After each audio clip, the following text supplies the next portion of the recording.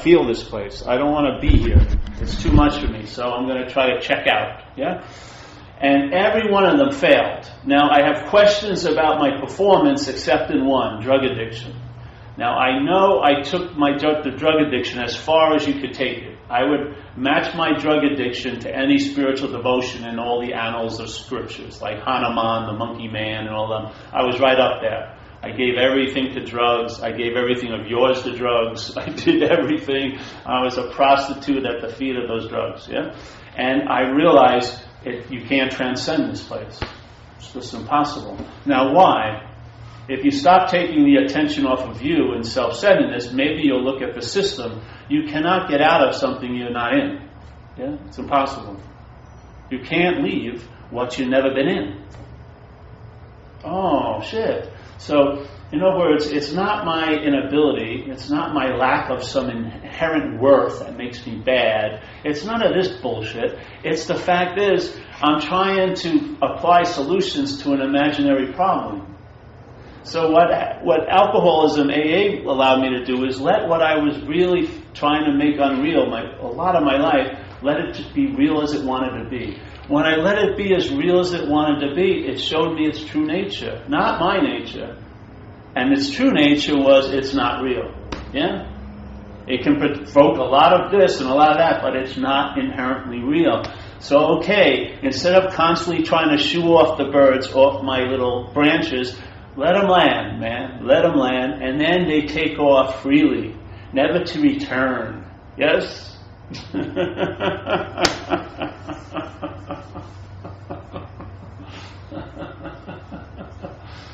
And this is the truth. This is how it appeared to me. This is how real relief started to occur.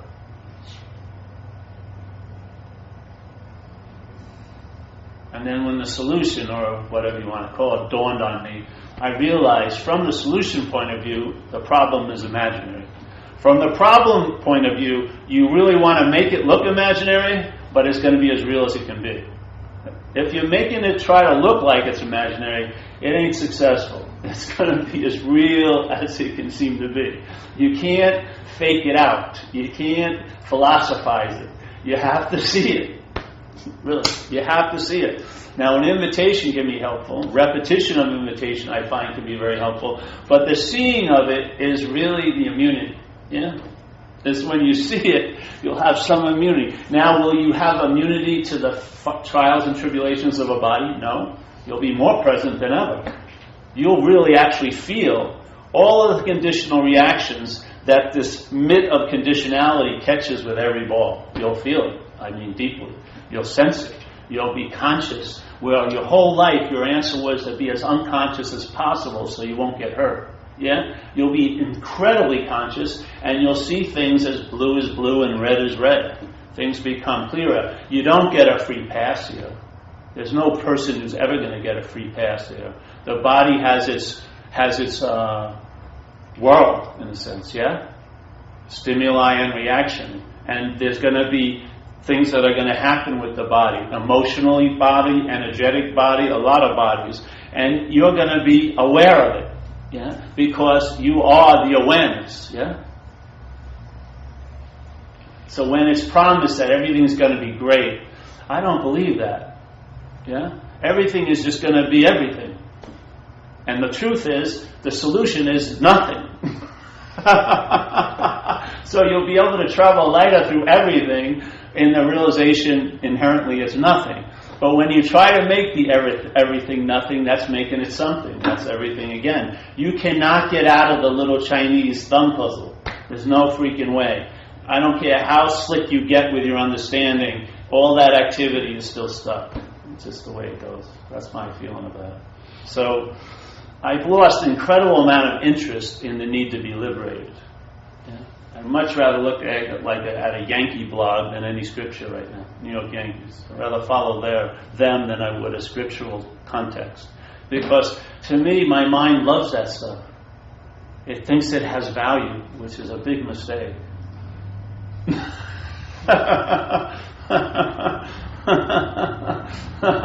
There's a whole black market trying to exchange understandings, yeah, but you can't exchange vision. Vision is vision, yeah? There's no understanding needed. The understanding plays a role until that becomes dominant. That's where the understanding lies. And the understanding is good to sort of invite people, because the male slots of all of us is what greets every bit of male first. Actually, it's not true, but what we're conscious of is the conceptual invitation. So everyone gets the envelope and they read the invitation. When they open it up, the real message comes out, which is nothing. Yeah? You're left with yourself. A message is worth its salt if that's what it does. If you walk in here with nothing and you leave here with nothing, this has been a very valuable activity in my book. If you leave here with something, I'm sorry. Because you're going to be stripped of it sooner or later.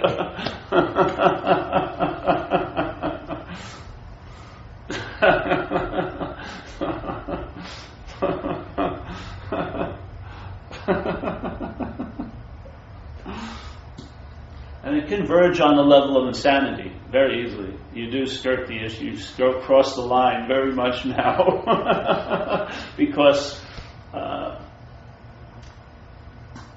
we're in cahoots with this way this place looks. We're in total cahoots with it. We're not something that something else is imposing on us. It's not the case. There's dreaming going on, and I don't believe there's a dreamer, but let's say from whence the dreaming is issuing from, maybe you can use this location to look back from, because you're the dreamer here, in a sense, yeah? You're in cahoots with the way things are, because they're appearing that way to you. You has a big role in it, yeah? The seeing is the I, but how it appears has a lot to do with you, or actually me, the me. Yeah, when the you, which we're all included in that pack. I know some of us hate to think that. You want to be special from the herd, but we're all yous here. Yeah, but every you here has a very strong, mental bump called the me. Yeah, which is it sort of exempts us from any connection, because there can be billions of yous, but there's only one me. It's mind-boggling. And yet there's no evidence that there's a me whatsoever. Yeah? So I was driving over here and I was thinking, there's really only two possibilities. Either the brain is producing the consciousness, yeah? And part of that consciousness would be, let's say, an aspect of awareness, or awareness is moving through the apparatus and facilitating this moving, yeah? If I believe I'm conscious as me, then I'm going to make awareness, let's say I have an idea of a bigger awareness, but that will be a thing to me, yeah? I've already made it something. But if there's awareness moving through the apparatus, yeah, then I would say that if there was a linear line of hierarchy, then the awareness would be prior to me, yeah? And that the only way there can be any recognition of me is by the awareness, yeah? So that me is never going to be able to recognize the awareness, but it can recognize it's not me and maybe get the hit that it's the awareness, yeah? But if it attempts to travel, let's say, to this imaginary place from here, it's going to be a long, long road, yeah? To the hope that I'm one day going to become aware of that. But when you realize you're not this, then there's no road whatsoever. You are right where that the mind put off to be somewhere later at some other time, yeah? You're right there. And it gets so obvious that you're right there, and it never shifts that you're right there. No matter what the condition of the apparatus is, it never shifts that you're right there or right here. Never. Not one deviation. Not one little blip. It's always ever-present onness. Yeah? Your deepest thought is seen by something. Nothing. Right?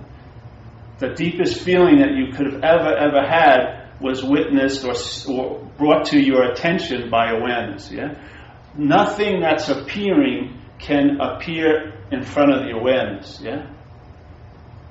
The awareness, which is contextual, can never become a content to us as the context. Yeah? We're content as this. There's nothing right or wrong with it. That's just we're content. The content is not privy to the context. You're never going to know it. Yeah? And if you try to know it, you're going to be left with maybe a bag full of a lot of great ideas, but it's inherently the bottom's out. Everything has no application. The vision shows up where the rubber hits the road. It initiates a traveling lighter, and then you learn a lot about it by its fruits. By downloads and by the sense of things, and then the vision and things. You get intimations of that presence by its effects here. Yeah. And therefore, what you thought to be a content gets more of a sense or more of a emphasis in the context, and this false little paper identification doesn't have to be put on fire or blown away. It just drops. Yeah? And the mind's emphasis shifts from what isn't to what is. It's like a reflective surface, the mind. It stops reflecting what isn't all day, causing it to seem to be what is, and it starts reflecting what is, which there isn't any reflection in a sense. Yeah? The reflection comes from the seeing, but there's nothing that's seen. Yeah? So it's the same mind, it's just how it's turned. Obsession with self keeps it turned to things all day, reflecting things all day, our attention and interest going from this pseudo thing to all the other things in this loop of self-importance, yeah? A very small orbit. You can't get out of it as the object in it, yeah? There's no way. But when this is the mind that's reflecting all this activity just shifts, it's now seeing nothing, which goes on and on and on and on and on and on and on. And in that seeing, it never alights into a thing, so it's never interrupted and turned into an experience. You never see anything. There's just seeing, yeah? When that seeing is happening, it's like they say in the Bible, this is sort of how it means to me. When your eye is single, your body will be full of light. It's sort of like that.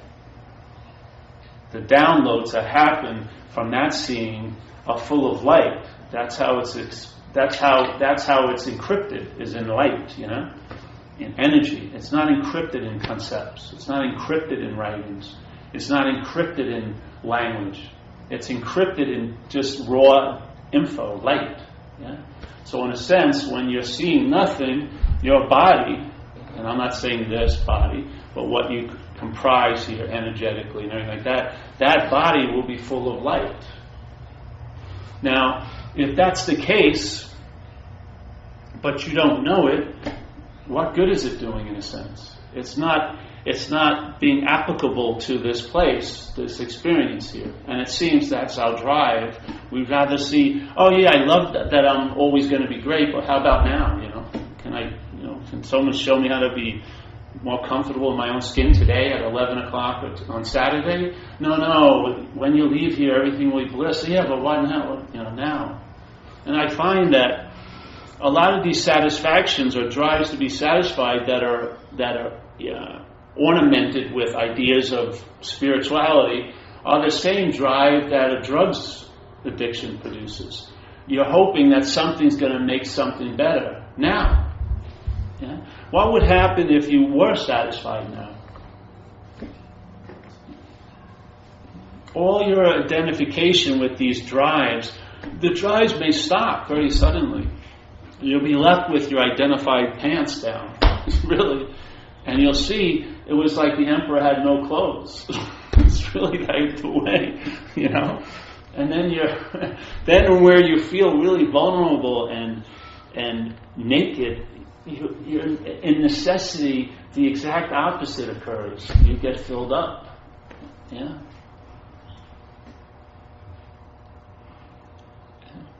And then your interest and attention is going to be redistributed. You'll have nothing to do with it. All you are is an expression format. That's all we are. Something's manifesting through us and it wants to express. Yeah? There's a lot of mental winds that take us over. And there's no us that takes over, just this possibility, and they blow. Like addiction for me, 20 years, blew through a life, yeah? Now recovery's blown through a life for 24 years. It's just different wins, yeah? We're not a one-win person. We're not, this is who I am. It's baloney. There's no who I am. There's just possibilities, yeah? Mental wins, disturbances of mind, but the mind itself is clear and vacuous, empty and bright. But the mental wins, are forms of expression. So you can be an interface of an expression of mind that can be really, really sweet. And your mind has the ability to reflect it, and it will reflect it.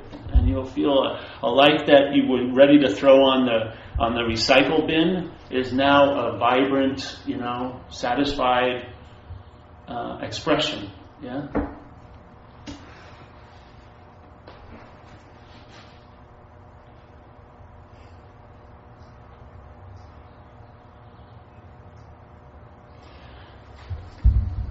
In seeing nothing, your attention is captured because it never ends.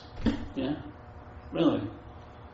No matter what's preoccupying, let's say my physical condition, the overriding presence is an uninterrupted mind seeing into itself, really. I don't know how better to express it. Just a seeing, a crisp, clear seeing that never lights on to anything, so it never stops, it never started. Yeah. All the while, all the stops and started are noted, and all the events and experiences that are triggered with this event occur, and yet, at the same time, because this is timelessness, in the state of timelessness, mind is just seeing nothing. Yeah, it's nice to have a little of that influence here. It is. It's the most reliable thing I've ever come across because it's not a thing. It's no thingness, And I didn't come across it, but language is trying to convey something. But you know what I mean? It's the most reliable state I've ever discovered. And I'll tell you, I needed one, big time. I swear. I don't know about yours, but my head was like a roaring lion with only like 2 roars all day. Just going off when I was young, all the way to every time I shot drugs, I wanted to get relief from that. Every fucking time. And you can't leave something you haven't been to. You can't leave something that's not so. And the leaving is subtle. Yeah, drug addiction is an obvious one, but you can learn a lot from drug addiction and alcoholism. You can learn a lot about mind from that because it's painted with broad strokes. It's easily recognized principles and certain patterns of how conditional mind works. It would be wonderful for people who don't, quote unquote, or who aren't alcoholic or addicts, because we all are. We're all addicted to something. Yeah, most of it is the mind's addicted to the idea of being a self. That to me is the original addiction. You can learn a lot from watching, a life that's gone wild. You can learn a lot. You can see the extent of mind. And once you see the principle, you don't need thousands of experiences to verify it. Once you get the principle, like any life run on self-will is not going to be successful, that's done. Yeah? Once you get the principle that self is what has defeated us, that can be done. So the act of surrendering and then taking it back, surrendering turns into surrendered. Yeah? With no thought or effort on our part. It's the mind just leaving a coiled up condition called self-centeredness, like a yogic posture it's been in for a long time. So every time it receives, how it's formulated affects what it's receiving more than what it's receiving affects how it's formulated, yeah? You can be receiving the most beautiful message, but if it's held like this, the message is just going to be another part of the posture or the asana, another ornament that it puts on while it's holding the self-centered pose, But if it drops the idea drops into, hey, I may not be that, then for the mind to entertain that, it unfurls, It can't entertain it. It doesn't know what to do with nothing like this. It tries, I'll use it in relationships, when you flip out and your girlfriend says, Paul, why did you do that? Oh, there is no Paul. I didn't do anything. Fuck you, Paul. clean up the bathrooms.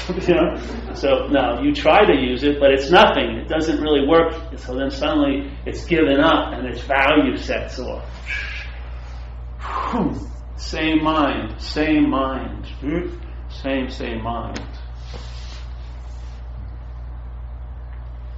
The same mind that expressed addictively can express peace. Same mind. All the possibilities are there. All of them.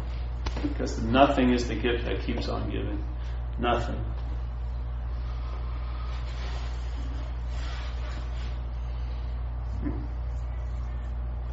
So that's what we do here. We just entertain a possibility and we invite people to do the same. It's not a draft, it's not a conscription, we're not comparing ourselves to anything else. We're like selling cod, If you like salmon, go get salmon, We're not saying, when we say, hey, you want to try cod, doesn't mean don't eat salmon, you know what I mean? Or it's better, I'm not saying it's better or worse. That's all on you. It's just a piece of cod. Grill it, sushi it, try it out, see if it works, I found this worked for a long, long period of time, And now maybe because with this options, with this dissatisfaction, my mind was giving great meanings to it. Well, it's because I'm yearning for my original state. That was bullshit, really. All I wanted was to be satisfied. I wanted to have an ease and comfort, really. Seriously. It wasn't a huge drive to go.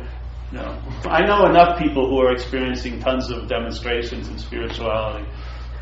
It's all fucking fireworks. I'd rather be attentive to the sky, not the fireworks in the sky. The sky, that big, vast openness, that's what I like. I enjoy that. Dog shit awareness, No one recognizes its value, then it's never used. That's the beauty of it, just like in the Tao it says. The wood that's not recognized to be useful gets to stay a long time. Once the mind thinks it's useful, it makes it into something, Yes, check it out. Check it in your own life. Just don't look at it. Look at how your mind's what it's done with this message. If you're a pro at it, just check what it does. Most of the time, it's used to produce more suffering. You know what I mean? Now you think you should know better. I mean, I understand it, right? And then so now it's another form of mentally denying what you're feeling. It doesn't work, Just maybe question who's feeling it. I don't deny what I'm feeling. I just deny that who's feeling it. That's what I deny. And it's not a mental denial. If you want to give it a name, a spiritual denial, it's a more holistic denial that actually works. I'm not that. So, yes. So far, so good. Very subdued.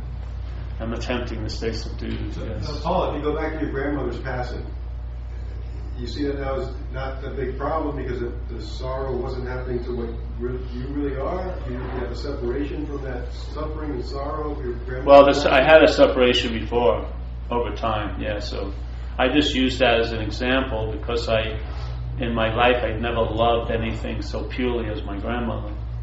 It was just, hey, honey, you made it. You look like you sort of rode a rough horse in limping and stuff. See how she's gone to any lengths to get here. So that's great. Yeah, you know what I mean? I use that as an example because for me, the sense of clean love from a kid to like my grandmother was just a goddess to me. So and then one day to have that object totally removed, never to be come back, flipped me out. Flipped my little head out, like big time. I remember because I was my teacher was Sister Marie Neal, So she'd be sitting right where Joan is, and I'd be like three desks away from her. So I was looking at her directly. And so when I got back from my parents and grandmother passing away, she was my teacher the next year, I was in the same seat, but now when I looked at her, I was miles away. I mean, totally miles away. I had withdrawn into the only thing I found I could rely on, which was my head, that narrator up there. Fuck. It's sort of like finding sanctuary in the lion's den. It was like, But I mean, I just was totally, you could tell. It was almost like my lens that was open and wide as a kid just went and just got really tunnel vision, and everything was put off far away so I could have a buffer and a defense. Yeah, it was like living in an encasement from then on. And it was lasted a long time. I remember I traveled overseas, and it was like I was always looking either through the aquarium, and it could be on either side, but there was always a thick glass between me and everything else. I was so disassociated. Yeah? So, and when identified as that which was this, let's say the axis of all that, it was logically airtight. This is how it has to be. You've got to defend yourself, and that's the imperative. I went to therapists, and after 3 times I was therapizing them. I'd be sitting there and saying, you're fucked, and just get into their heads. It wasn't going to work. I'd have to have like a live-in therapist to get a little relief. And all this, none of this stuff I did ever worked until I heard this message that I'm not that. And till this day, it's been the last message I've heard. Yeah? I mean, I've heard other messages, but this is the last one. This is the last message. It just became like an unspoken yes, and I finally experienced, or what became the expression of the relief of the bondage of self. Not having a great intellectual understanding of the bondage of self, and yet still fucked, but actually being unfucked. Yeah? And that's the real relief from the bondage of self. Seriously. The understanding is helpful when it isn't in that state. It can be very helpful. But don't mistake the understanding for that state of vision. It's different. Yeah? There's a seeing that's much more reliable than an understanding. Because what happens if you meet someone with a better understanding or a more clear understanding? Then you're always threatened, or you're shocked and going to other, I really like their understanding. And then you're starting to compare understandings. Yeah, but the vision is incomparable. The vision is what meets the rubber in the road. That's where it works. I'm having a situation. Everyone goes through situations where an understanding would be like, it looks like from afar when you're in a retreat and it's all safe, like a very strong encasement, rock hard cement foundation. But watch what happens when you're traveling with it. Does it hold up all the time? No. Yeah? No. It's actually becomes part of the baggage when you're traveling, instead of like a sail catching some momentum. It's just something you're constantly carrying. It's another added weight. Yeah? Maybe it's in a gold bag, with some Tibetan tassels on it, but it's the same. It weighs just as much as everything else that you're carrying. Yeah? This is like becoming economized. Oh, my zipper's open too. I don't want to get too economical there. Economized, pared down. Yeah? Just traveling lighter. Able to stay in the moment because you can't be out of the moment. Yeah? Realizing it's pointless to try to get out of self because you can't be in self. Yeah? The great one is, though, realizing you can't get into the moment any more than you're in. Because you can't be out of the moment. It's an impossibility. You and the moment aren't two. Yeah, there's the moment. And I really would hazard a guess that if you weren't there wouldn't be a moment. So I would say, I think it's past being symbiotic. There ain't two. There's just the moment. Yeah. So how the hell is the moment going to get out of the moment? So then why are we trying to get into the moment? Maybe you gave up the impossibility of getting into the moment, you'd feel like you're really in the moment. I don't know. It worked like that with me. And then the whole drive to get out of self, you go to groups that their point is, they recognize that self isn't really good, let's say. It's not moral, really. It's just, it doesn't work well. It's a failed system. All right? So they want to get out of self. but they talk about it all day. They're always talking about self. Yeah? In other words, they're really in self, talking about getting out of self. You can't get out of the puzzle. That's the point. Give up. Drop the fucking rock. You ain't getting out. You're not. You're not going to be here when it gets good. No way. No way. You're not getting enlightened. You're not waking up. You're not realizing a fucking thing. You're just a mode of expression. That's all we are. Mind is expressing through this apparatus. It allows it to function here and participate.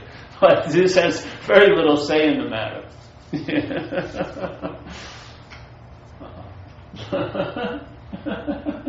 I find it a great relief. I don't know. Just like, it's not like you put the rock down and then you watch it, see what's going to pick it up. That's not putting the rock down. You put the rock down and then there you go. Walk away. The only way you're drawn to look back is if it's your rock. If it's your rock, you'll be, oh, I sort of missed that rock. It allowed me to drown quicker when I joined. No, you just walk away. Here goes nothing. That's right. So, I've got to stay calm today, yes. Anyone else, any other things? Any questions today? I probably don't compare favorably to others, really. I don't. Because I don't give a shit, to tell you the truth. I really don't. I don't. I'm ready to stop doing these talks today. Because, I just... When I was young, I really thought I was helping. I question that now. You've got to have it really... It's got to be really clean to be helpful, I find. Because mind, like that guy Trungpa Rinpoche said, whatever mind comes in contact with, they'll take advantage of. Yeah? And I'm sorry to say, that's been my observation, too. Yeah? Not something I just believe in. I've watched, and it rings true. Yeah? No matter how lovely it is, when we get our little dirty hands on it, we can make it into something. Yeah? Really. So. I'm always surprised how Augie keeps coming. My friend Augie. I'm amazed. You just love me, Augie, that's all. That's the case. Yeah. But if I face bad news, if my grandmother, whatever, the way to travel lighter through that is to see that problem is not really my problem. Well, to see it, because if you follow a couple of, let's say, axioms from places I like the Course in Miracles, where they say a simple statement that you and I give everything all the meaning it has. Now that's a workable understanding, yeah? It's just applying an idea so that when you look at your day, you have to admit, even on the most obvious level, there's a subjective experience happening. That Marianne and I may do the same thing, but we'd have a different experience of it based on the meaning the mind would give it. Yeah, it's an obvious experience. Even like secularism sees that it's a subjective experience. There was a great book by Gabriel Marquez, where there's a murder in South America, and he writes the book, and there were 7 eyewitnesses. So he writes from each one of their points of view, and they all have a different story of the same event they saw. They saw a murder, yeah? But each eyewitness, it was different than the other eyewitnesses. For me, it was a symbolism of this subjective experience that we're in here. So if you look at that, all right, there's a subjective experience happening.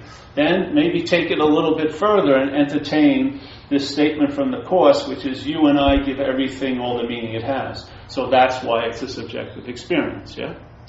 Is because you and I give everything all the meaning it has. So we're experiencing that, and so we call it a subjective experience, and there's an understanding then of the experiences we're all having, which is, hey, you and I are giving it all the meaning it has. Oh, so that's why when I do something and Deb does something, we have a different experience of it, let's say, because the mind's giving it a different meaning. Oh, okay. That's helpful, yeah? So then what was personal is seen to be impersonal. And I'm telling you, the personalness is the glue, yeah? The excessive personalness, the excessive specialness, the excessive interest in anything because it's about you, that's where most of the weight of every event's coming from. Not from the event itself, but the you that thinks it has the event, yeah? So what would happen? We can't change a lot of our events here.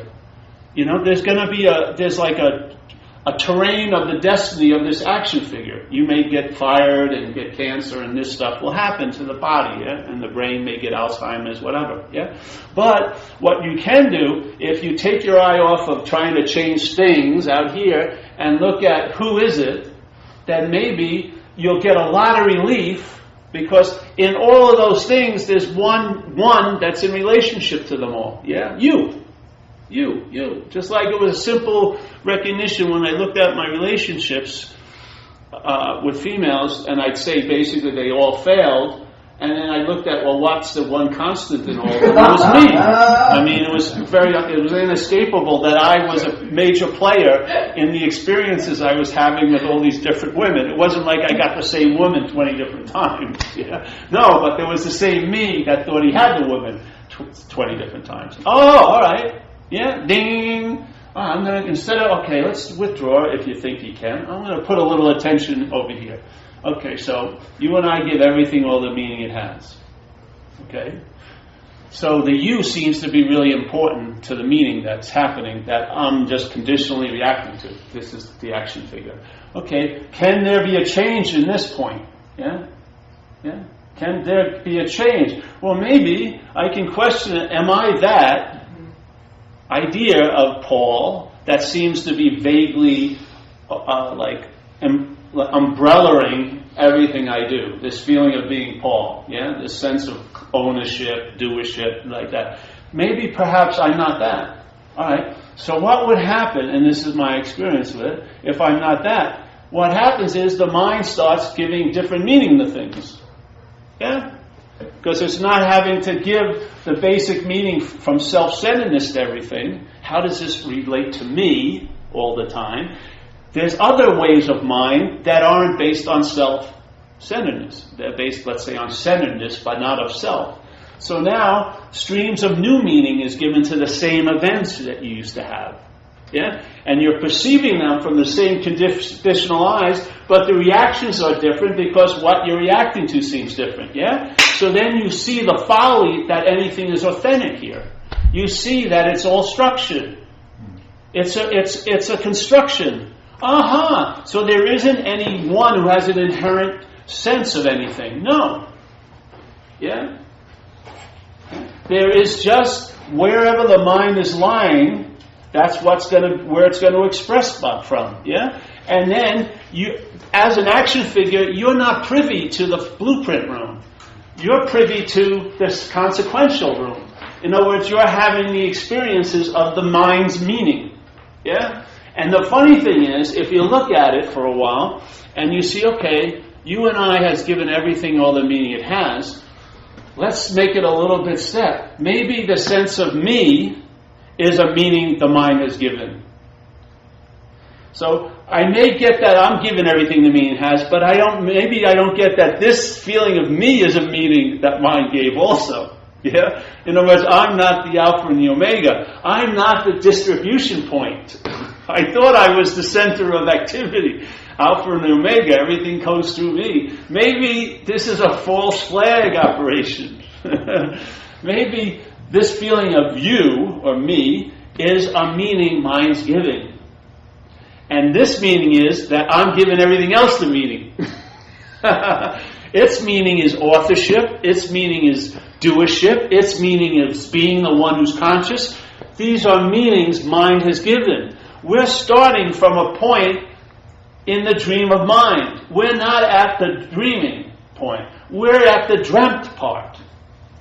Most of our conscious awareness starts here. It's not starting here in mind, it's starting in contrived mind.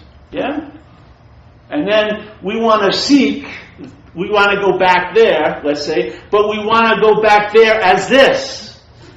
Yeah? Why not just see you're not this, and you may not have to go back there. You may realize you never left there. There's no need to go back. It doesn't take any time when you realize you've never left to get back. It doesn't take any time. It's like instantaneous. You realize you never left. There's no time to get back to. It's a ding. It vibrates. The mind recognizes that vibration. It may forget for a while, or it may not. It may just stay in that vibration. But if it forgets, it's always going to go back, because that's an unforgettable vibration. Yeah? Ding. It may play in the folly for a while, but it will know better. Just like they say, it's terrible to go back out to drink, because now you have a stomach full of beer, but a head full of AA. It ruins your drinking. Well, in the same way, a recognition starts ruining the selfing. You know what I mean? You just can't take everything so seriously anymore. Because it is really a drama king and queen. It wants to huff and puff and make mountains out of molehills, and just unbelievable. It really does. Because that's how it gets a sense of relevance, you know. And even when you entertain the absence of self, you think it would be so great if the self was absent. That's just another reflection of self. That, I'm so great I could really fuck up your whole life, and therefore if I was missing, everything would be great. No, it's not the case. You know?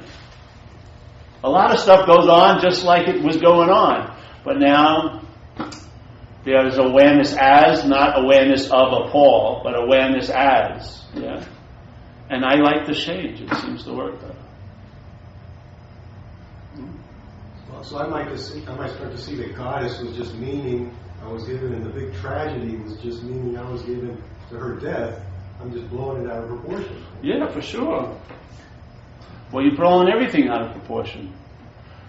But what that means has to do with you. Blowing things out of proportion we do all day. But when it's the meaning, when it's about you, then it can have a whole lot of meaning, blowing things out of proportion, yeah? Like, this is really going to fuck everything up. No, it ain't probably. But the meaning you give it is, yes, this is really going to fuck everything. No, it won't. Sunday will probably appear. Yes? People will be doing their business. Hey, I just told people this terrible event. No one's calling me. They're busy walking their dogs and dealing with their situations. Yeah? You know, you're not going to get much airplay. Everyone is very consumed with their own affairs. Yes, Jim, I see that hand back there. Grandmother's death is a powerful story. To me, that would represent the great. When she lived, there was no separation. When she died, there was a great separation. Yeah. And it never ended. Well, once you feel separation, you have to defend it. Life then became, in a way, an attempt to remedy that separation. Well, yeah. And that's what we talk about AA. That's right. Trying to get reconnected with something other than ourselves. I know. See, once there's separation, then defense becomes essential, yeah? Vulnerability isn't seen as a way of life, it's seen as a very bad strategy, in a sense, yeah? You've got to sort of have a harder shell on, or you're going to get really hurt. Yeah, a lot of strategies come up. Because the mind's taking itself to be in control, you know? It's you, and so it's trying to run the show, and you know how good it does that. It sort of sucks. Yeah? If you just look at a simple example, let's say you wanted to have someone deliver something to you, and you called their office and they were late, yeah? What would happen if you called a place that every time they delivered on time? Would they need any excuses?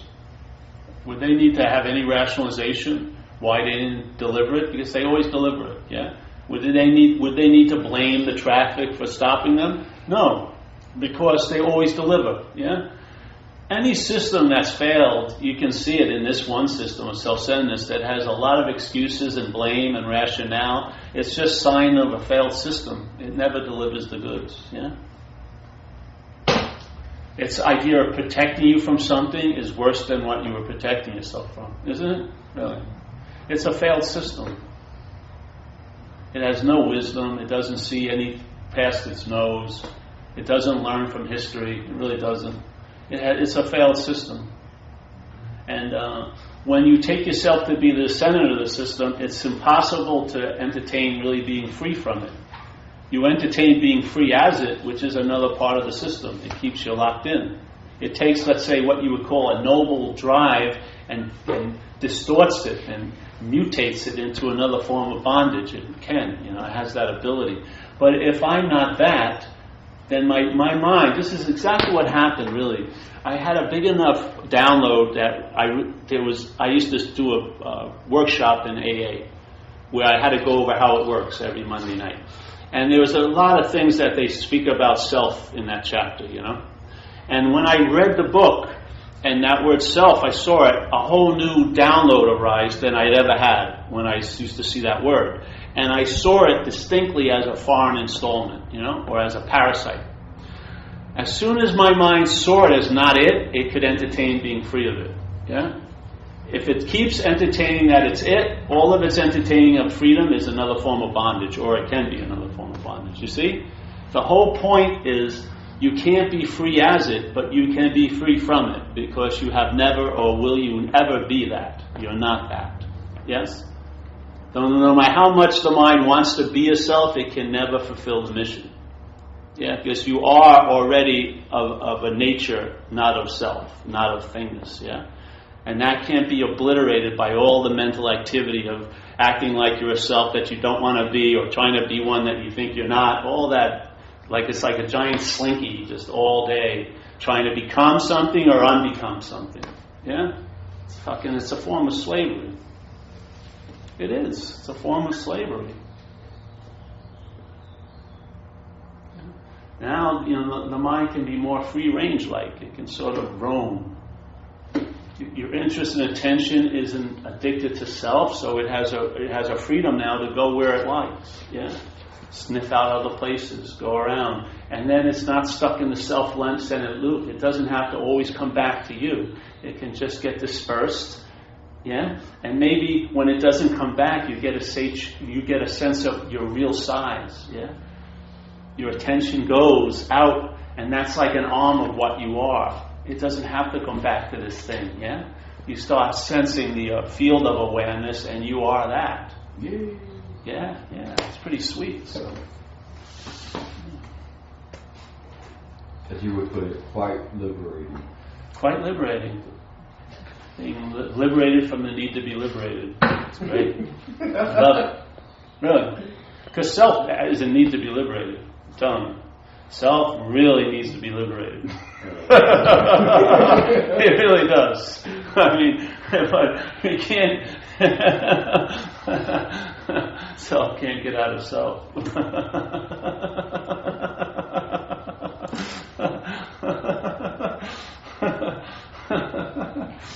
Nothing to fix. How could self get out of self? It's a mental process. How can a product of a process ever leave the process that's producing it?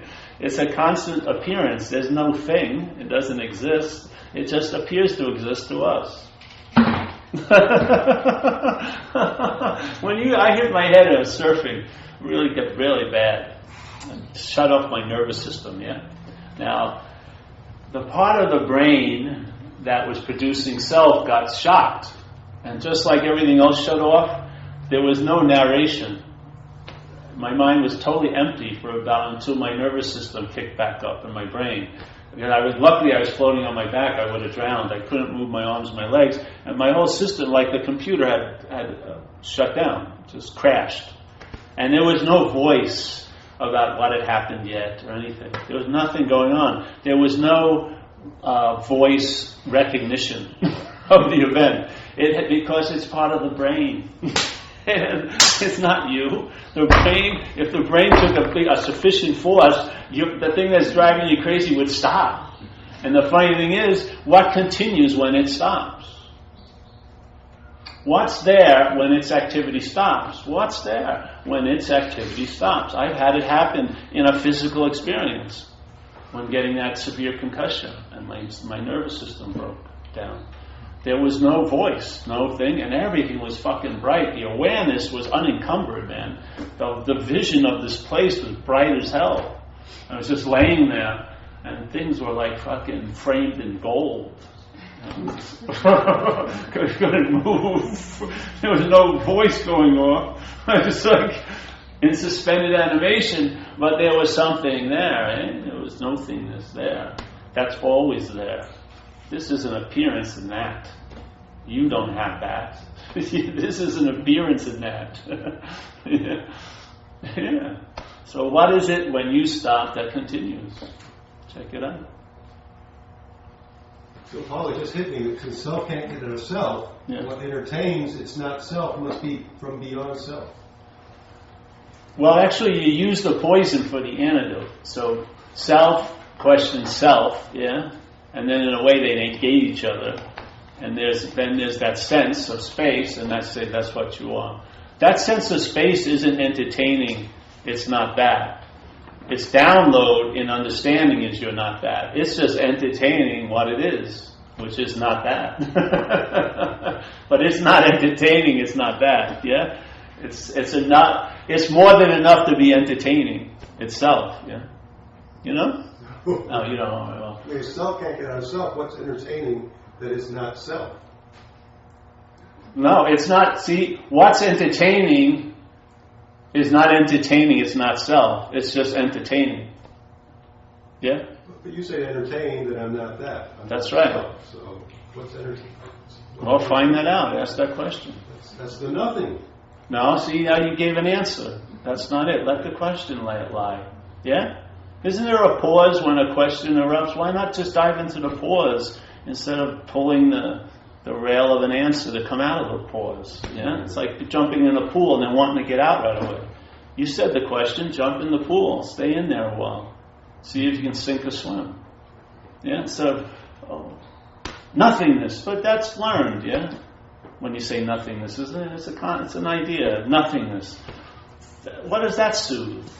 How's that going to do at 3 o'clock this afternoon? It's not going to fucking travel. You know?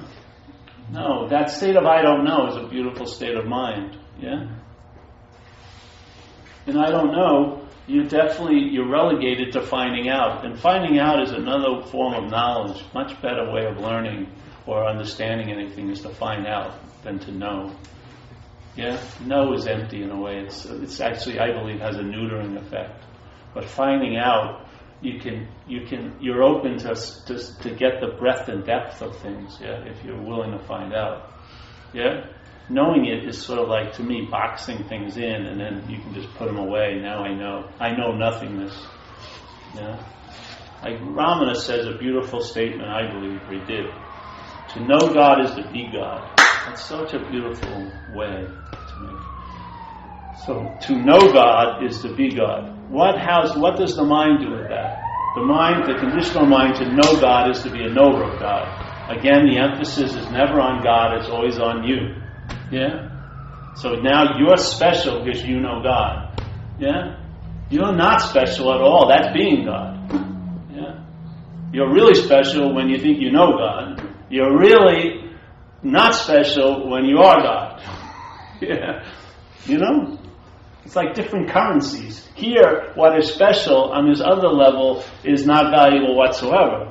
Yeah? And what's valuable, let's say, on this other level isn't seen to be valuable here. We walk over it all day in the pursuit of it. You know, we're in a meeting that supposedly its intention is to pursue that or to entertain it, and yet we're missing it right underneath our nose all day. Yeah?